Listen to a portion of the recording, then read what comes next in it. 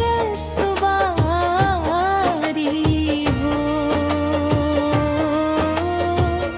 अखियाँ भर आवे मन तरसे मैया, सुन ल से एक पुकारी हो।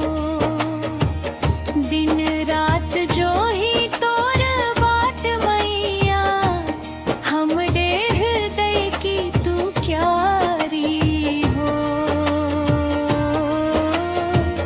सुख शांति बरसा दस घर आंगना में, रौरे बिन सब दुनिया खारी हो।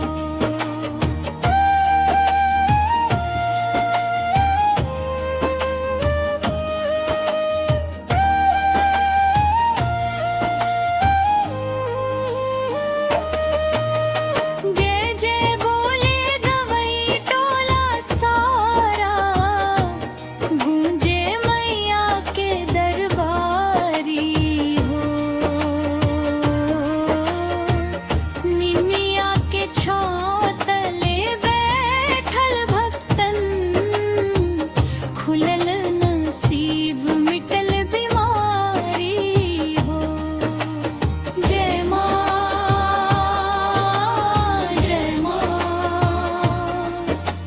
जय जय माँ। तू ही हमरी महतारी हो।